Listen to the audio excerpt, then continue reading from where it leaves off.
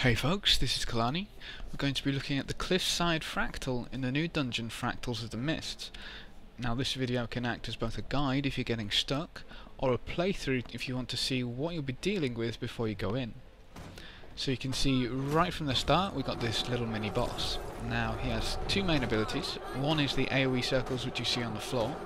Walking over these will give you random debuffs. Now, depending on your luck, this could hurt quite badly if you get things like chain poisoning and bleeding. The other ability he does is an AoE whirl, which is why I prefer to be at ranged for this boss. Now, the whirl also sends out projectiles, so make sure you don't get hit by those.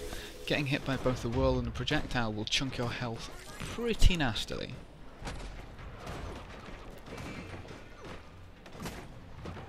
So this boss isn't really a boss. The only reason you're killing him is to get the hammer that he is wielding. Now that hammer is the main part of this dungeon as it allows you to continue through. Essentially you'll be breaking all the seals on that giant's body, I guess, as he is being held captive. Now, seeing as there's not really a great deal else for this little boss, I'll go ahead and skip until he dies. So, when you've taken him down, someone will need to pick up the hammer. Now, this hammer, as I said, is the main part of the dungeon. When you're holding it, you will get a stacking debuff, so it acts somewhat like a death ball in some of the PvP matches. As you hold it, the stacks will increase. As the stacks increase, their effects start to get a little more painful. So, while holding the hammer, you will get periodically random debuffs. Now, depending on what these are, it could either be a complete nuisance if it's weakness and cripple, or they could actually start to hurt pretty badly if it's something like poison and bleeding. If you've got something which can remove conditions, it's not too bad. So you can see, just in the area of my debuffs, at the bottom on the right side of my health bar, you can see they're stacking. Now, as they stack, obviously the effects get worse. At 30 they'll periodically stun you, and at 40 you'll be automatically downed. Now you can see while using the hammer you've got three main abilities. Two hammer smashes, a protective shield, and a fourth ability which becomes active after you kill something with the hammer. Now if you read the hammer's abilities, it does say you need to get a kill to charge the hammer. This number 4 ability is what you'll be using to smash the seals. So obviously you want someone with the hammer who either knows how to use it or is very quick learner.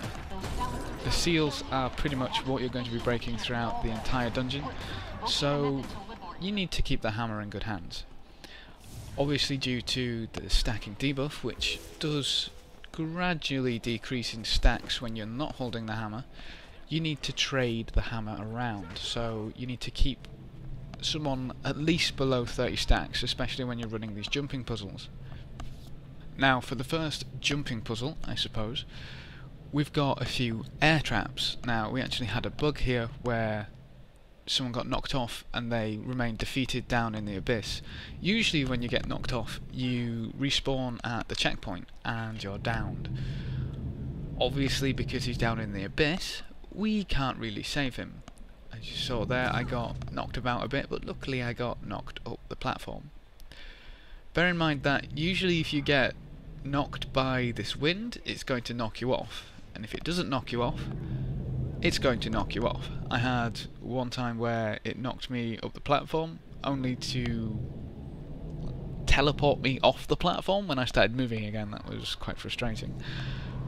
But either way, if you do come across some bug like this where you can't res someone, the only way to actually res them is for everyone to die and then everyone to retry from the checkpoint. So when we got everyone together, we headed into the next seal area. Now as you can see, there's fire AoE going down on the floor. Now this does hurt quite considerably if you stand in it for too long, and obviously it starts stacking and burning on you. It's fairly simple. Once again, avoid the fire and smash the seal. With that done, it's time to move on. The most important part in this dungeon is keeping contact clear with who needs to hold the hammer. Now obviously I just had too many stacks to hold the hammer, so I needed someone to come and carry it up the next jumping puzzle. either keep an eye out on the amount of stacks that the person who has the hammer currently has. They want to drop it preferably before 30 and definitely before 40. Just to make sure, you know, oh, he's going to drop it, no worries, I can pick that up and cart it up to the next seal. You know, even if I'm not confident in using it, I can be the carrier. So this jumping puzzle is just a bit of a jumping puzzle. There's no traps here, thankfully. No air to knock you off.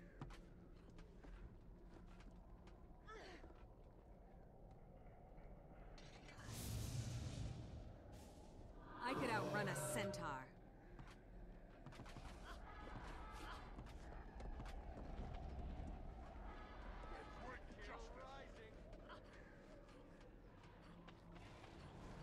Gaining adrenaline.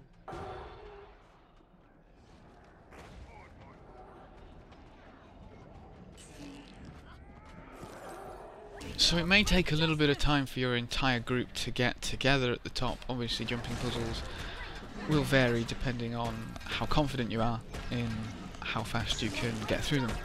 So this seal is a bit interesting. As you just saw, we smashed the seal and a barrier came around it. Now you're actually tackling two seals at once, the left seal and the right seal.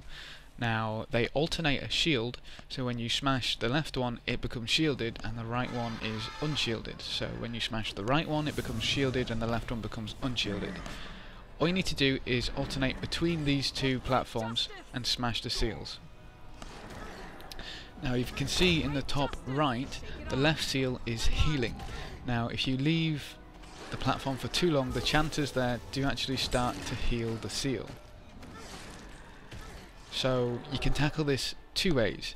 You can either leave someone at a platform and deal with the mobs, essentially keeping them busy, or trying to kill as many as they can. Or you can completely zerg the platforms, get the kill with the hammer, smash the seal, and be back to the other one before they have a chance to heal it. So when you've managed to smash both of those seals, it's time to head up to the final seal. Now the hammer becomes less important here because the last fight actually includes the hammer, so you don't need to take the hammer with you. If you want to take the hammer, you can. At the top you'll get stunned and drop it either way. So this next trap jumping puzzle is a little frustrating. As you can see, the charges go off in a pattern up the platform and basically you have to follow them up. Following them is probably the best idea. The only small irritation I have with this area is that the pattern for some of them can go a bit skewed, meaning that it can start again very rapidly, so you end up following it up and then charges following you up. As you saw, there was a little glitch there where 3 at the top went off at once, but I didn't get knocked down, so I'm not too bothered.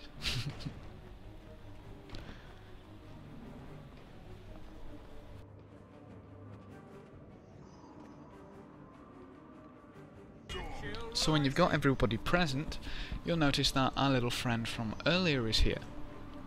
Now he's actually the boss now, so we have a reason to kill him besides just stealing his hammer. Although we'll be stealing his hammer as well. He's got most of his abilities from the start. He doesn't do his AoE well as far as I'm aware, but he does still plant the AoEs on the floor which will give you random debuffs.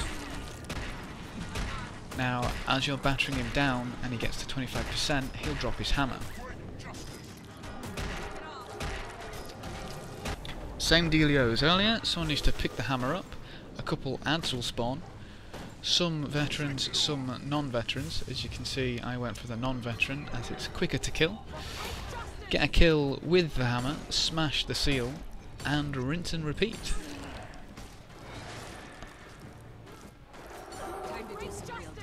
You'll notice that as you do smash the seal, all of the adds actually disappear, so you don't need to deal with those. Another reason why killing a non-veteran is beneficial. You don't have to deal with those pesky veterans.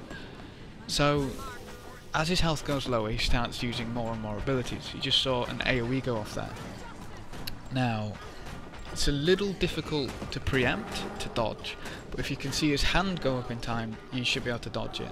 I personally think that's a little too clutch. It's very, very close. So, you know, you can just tank it up. It doesn't do too much damage as long as you've got your healing abilities and a decent amount of sustain going. It's not too bad. Obviously remember to prioritise picking people up over damaging the boss.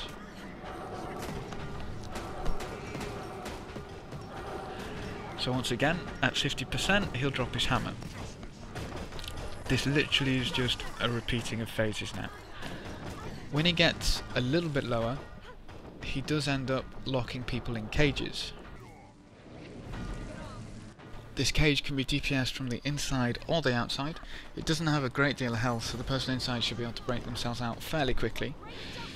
The other ability he has when he gets lower is summoning these adds. Now you can see them just there. They don't do a lot of damage, they don't really do a lot of anything, if I'm perfectly honest, and can probably just be ignored. So you're going to take 4 smashes to smash the seal. After that, the boss is down. Sadly, the body of our little cultist friend despawns, so you don't get any loot off him, but you do get loot out of the chest. And we save our little, oh, not so little, giant friend who's been chained here for some strange reason. Well, thanks for watching, folks. I hope this gives you a good idea of what you'll be going up against when you do come into this fractal. If you have any questions or queries, please leave them in the comment section below. We see our little friend freeing himself nicely there, who wanders off into the distance. Thanks for watching, folks. Good luck and have fun if you're trying this, and as always, I will see you next time.